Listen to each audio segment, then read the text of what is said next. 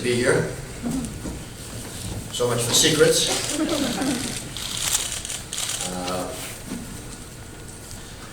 I should have told people when I asked them, can you keep a secret? And they said, yeah, they could. I should have told them, so can I. I learned once again the axiom that a secret is something you only tell one person at a time. So there's no secret why we're sitting here today. I'm announcing at the end of this season will be my 40th and final season at hockey coach at Boston University. It's been a great run, had a great time doing it. I think that after reading the papers and hearing some things on the radio and TV, there's a few questions, and one thing that jumps out at everybody is, what's it all about? Was this your decision? And it was. It probably would have, as I talked to President Brown last year, I probably would have retired last year. Had we not had a couple instances that got all over the front pages, and decided to, couldn't do it then. And fortunately, it was a pretty good deal because instead of being 39 years, it's now 40 years, which is a better number. And had a wonderful team this year, coach, and we had a lot of adversity to face, and it was, I'm glad I had that experience as well. But, the question is why, and again, it's time. I've been coaching the team for 40 years. I've been a coach here for 44 years. I was a player here before that, so for 48 out of the last 49 years, I've been reporting to duty for BU Hockey. And that's enough. It's a tough job. It's my long-time assistant coach, one of my long-time assistant coach, Ben Smith, used to always tell me this is not good for our health. And it's a tough job. I always say hello and goodbye to every coach we play against when they come to our rink or when I go to their rink. And I always do that because I know that they're a group of few people who know exactly how tough this job is. And, it takes a lot out of you, and there's a lot of rewards as well. But, Bob said to me that when I told him I wanted to tell the team first to make sure I told the team, he said, do you think they'll be surprised? I said, look at me. You think they'll be surprised? I don't think they're surprised. The other question I think is why now? Why not at the beginning of the year? Why not at mid-season? Why not wait till the season's over? And I will tell you that I didn't want to do it earlier on. I didn't want to go through a farewell tour of all the other rinks in the league. That's not me, and I didn't need to have that happen. But at the same time, I didn't want to wait till the end of the year and have myself and my team find out, tell them at the end of the season when all the games were over, oh, by the way, guys, that was the last time I coached you. I always talk about BU being a family. I've got 2 daughters and about 226 sons. And the team that I have right now are my youngest sons. And I'm not going to have any more children. So I wanted them to know what I already knew. I didn't think it would be fair. So I hope Mark Denny doesn't think it's a ploy so we can get a win against Merrimack. I did want to have the team know that this was, we're going to go through this together. This will be our last experience as a hockey coach here, and as me coaching you guys. So those are the rationales, and I guess next up is, back to you again. Well, first, just let me say that it's a real privilege and honor to share this stage with Jack at this moment in his career. Jack has had just an outstanding career at Boston University, and I won't recount everything that he's accomplished here, but if you just think of the number of 892 wins, that's an amazing number for any coach in a major sport in the NCAA. 3 national championships, 24 trips to March Madness, and 21 Beanpot trophies. Just an amazing record. And he's been a mentor and coach to so many great young men over the years that will be a very, very important part of his legacy. I'm also very pleased to announce that Jack will be staying on as a part of the Deacon family as a special advisor to me, to the president, to help with our fundraising campaign that we announced publicly in September. Jack's connections with our alumni and friends will be invaluable as we try to make athletics a major part of this fundraising campaign. There's no doubt, I think everyone in this room understands that Jack leaves enormously large shoes to fill. And let me turn to Mike, and Mike will say a few words about the search. In the weeks that, well, first of all, we have plenty of season left. Certainly hoping that our guys are going to turn it on here for these last few weeks and be able to take us as far as we can possibly go as a team this year. But in the weeks ahead, we'll be assessing the interest of many potential candidates. This is a marquee job. I'd like to say it's the best job in college hockey, primarily because of the guy on my left. And it hasn't been open in a really long time. So we anticipate we're going to have some great interest in the opportunity. It's an enormously important position, and it'll be handled at the highest level of the university. Dr. Brown and I will work together in terms of finding Jack's successor, and that will get started soon.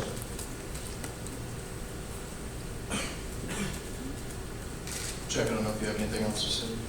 Well, I would like to just thank everybody involved with my career here. I know I've had 4 presidents, maybe 5 if you count the guy that was here today. 4 presidents, 2 executive vice presidents that I reported directly to, 5 ADs, numerous fellow coaches, some are here today, and all the other coaches that I work with in my department. I've had a wonderful ride here. It's been a great time for me. And I also had a great relationship with the press over a long period of time. I'd like to thank all you people for the way you've handled me, even in the hard times. So it's been a great ride, and I'll remember it all. And it won't hit me because we've got games to play. We get practice tomorrow. I don't feel like I'm no longer the coach. It won't hit me till the season's over, and probably it'll hit me next October more than anything else. Thank you very much for being a part of it. There's a special group of people here, the Friends of BU Hockey, who've been involved for years with me in my program. We're going to celebrate our 50 years of Friends of BU Hockey this year at our banquet. And I see some of our friends here right now, and I want to thank them, the people that have contributed so much behind the scenes to the hockey program. Thank you very much.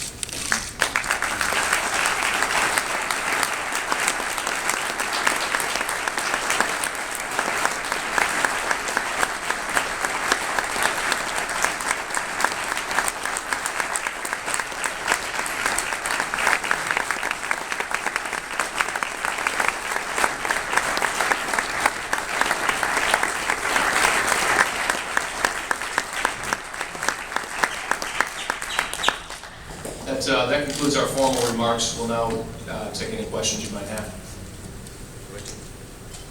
Jack, Jim Conley from U.S. College Hockey Online. You said that this can wear you down. How much did last season's events kind of really wear on you in your program? I think it was a trying time for us in our program. I think that people have asked whether this is will this tarnish my legacy here, or will this be a bad thing for the university in the long run. The only way I can put it right is that people have their opinions of what went on, and everybody was welcome to their opinion. The people that I'm most concerned about know what BU hockey is all about. The people that are sitting here, the people that are the families of my players, the families of my former players, as well as my former players. The people in the press that know me well, and know my program well. They know what it's all about, and so I think in some ways it was one of our best coaching jobs the last couple of years. So from a staff point of view, I have to take hats off to my staff for getting the job done that we did with all the distractions. And most importantly to my captains, especially my captains this year, who did such an unbelievable job in keeping this team focused. We thought we were over all the turmoil last year, and then September arrived, and we had 9 freshmen on my team. I wonder what they thought when they walked in here. So I think that it was tough, but it was good to get through it. I'm glad we're through it. We incorporated the stuff that the task force has asked us to do. That we were doing a lot of it already. We've implemented the other things, and I think our program is better off for it. I know that our program is better off for it. So I'm proud of the way my team handled it all. To tell you the truth. Brian O'Connor, ESPN Boston. First of all, happy birthday. Thank you. Second of all, not concentrating just on what happened in the last 2 years. Can you talk about the difference that you've seen in the last 40 years coaching college hockey? How the changes that you've seen in 40 years? I think the two major changes are, one, the face mask ruined the game. It completely changed the game. I've got a lot of former players who never played with a face mask, and you see the pros, they play with a half shield, but we have to play with a full shield. It's made the game much more difficult, much more dangerous. That was a huge change. Other than that, the game itself has not changed much. I don't think the game, people are doing some things that we were doing in the 60s that are doing it now. Everything is recycled. I think the coaching is much better than ever. I think the coaches are much better. The young coaches in our league are fabulous. The attention to detail by all the coaches is much better. I think the kids are different.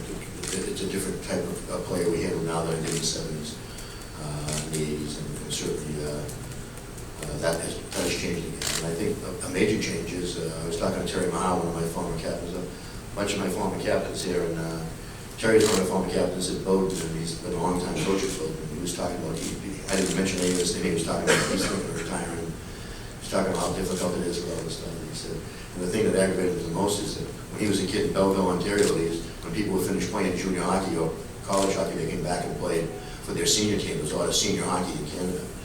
And now college hockey is senior hockey. They're 22-year-old freshmen, 26-year-old seniors. That's a major change in college hockey. The game hasn't changed that much, and the hockey people haven't changed. One of the great things, I always tell people, the worst thing that ever happened to me as a hockey coach at BU was Travis Roy's injury, and the best thing that ever happened to me at BU was the way the hockey community, the way Boston University and the hockey community responded to Travis Roy. The hockey community has been, it's a great thing to be part of. Jack, over here, Dan Roach, how you doing? Congratulations. Thank you. Happy birthday. Just kind of your thoughts, you just kind of alluded to it a little bit. The best part of your job, what was that over the years? And also, what are your plans for retirement when you're done? The best part of my job is my relationship with my players and their families, without question. Competing is a lot of fun. Competing with younger guys, they kind of keep you young. It doesn't much now, but they did keep me young for a long time. But I think just the relationship you have with the players is the thing I'll have the rest of my life, and with their parents too. So it's been absolutely fabulous that way. And I think that's the thing. Like I say, I won't have that relationship with any new kids. That's all done. And when I told my team, I told them it's hard to walk away. Sooner or later you have to walk away. But, maybe it's hard to walk away. I'd like to see Danny O'Regan as a senior, see how good he's going to be. I want to see how, got a couple of incoming freshmen, and I like to coach those guys. But there's always the next Danny O'Regan. There's always the next incoming freshman. Sooner or later you have to cut it down. In general, it's more than anything else, it's had a great time with my players. Any plans once you retire? Well, my contract has been extended to 17, 18, so I'm around here for a while, and I'll be working for the university in a fundraising capacity. I've had some success with that with the building we're in right now, and I know a little bit about it. And I'll just follow Michael Rizzi on it.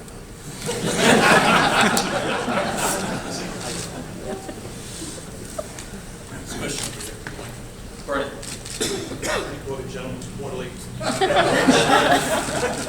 Just curious to see if you consulted any recent retirees in or outside of your profession. Tu Cahoon, Joe Marsh, Hope Benedict, Ray Lewis.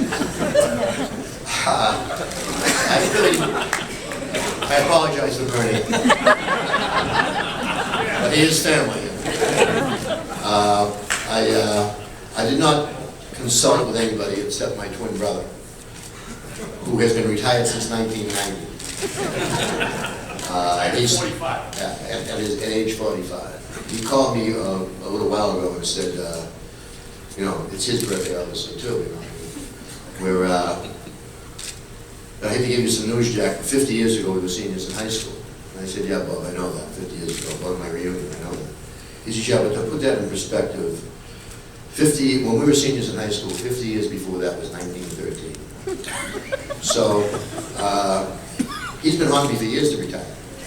And he said to me, I'm worried about retiring because what do I do when I'm retired? He said, that's what everybody says. Nobody knows till they retire, then you'll find something to do.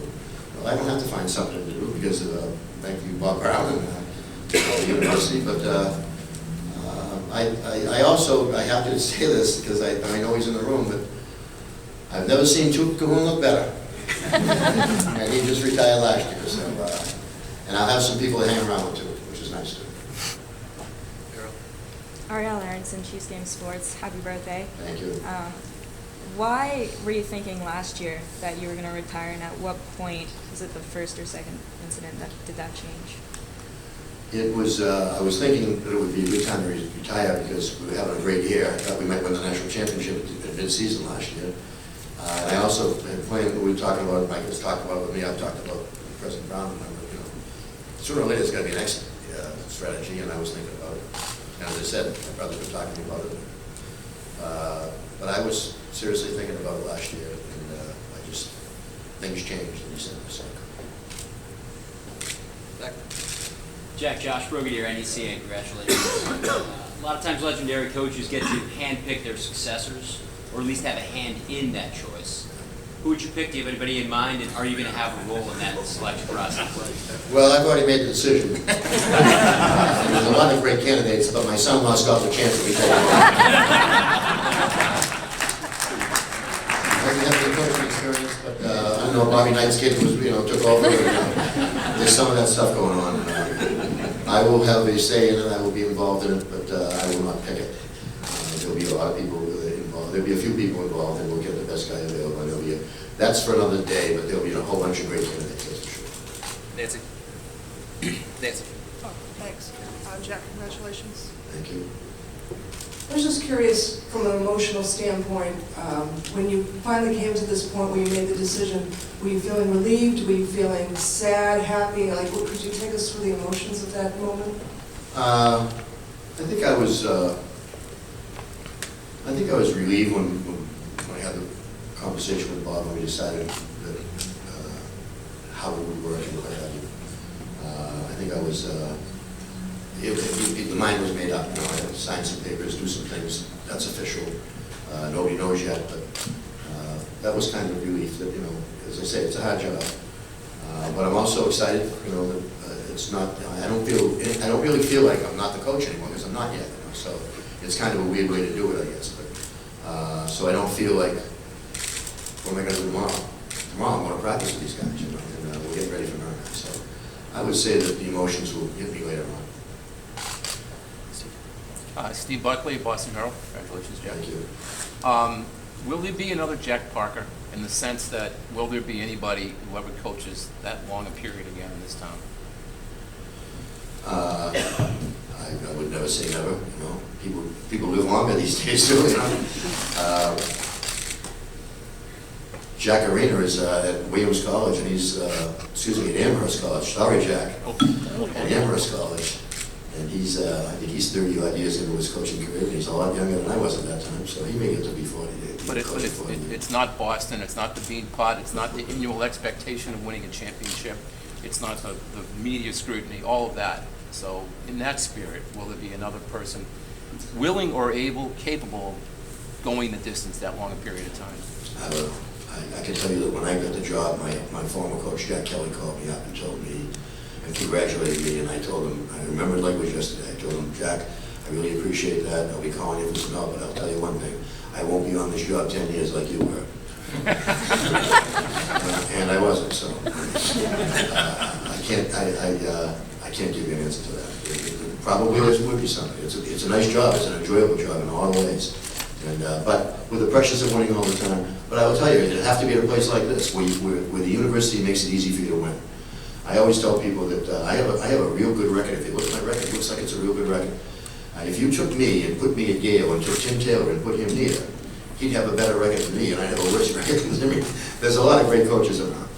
You have to be at a place that you have to be able to stay up. The only way you can stay a long time is to continue to win, and the school has to want you to win and be behind you. And this university, over a long period of time, and more so now than ever, has been behind the hockey program and the hockey coach. Andy? Jack, Andy Merritt from the New England Hockey We Journal. do have the president and the Well, and this actually You're in the center, that's all right. kind of works for all three of you. I'd like to have you start first. Happy birthday, congratulations. without getting into specifics, what kind of person would you like to see take over this program? And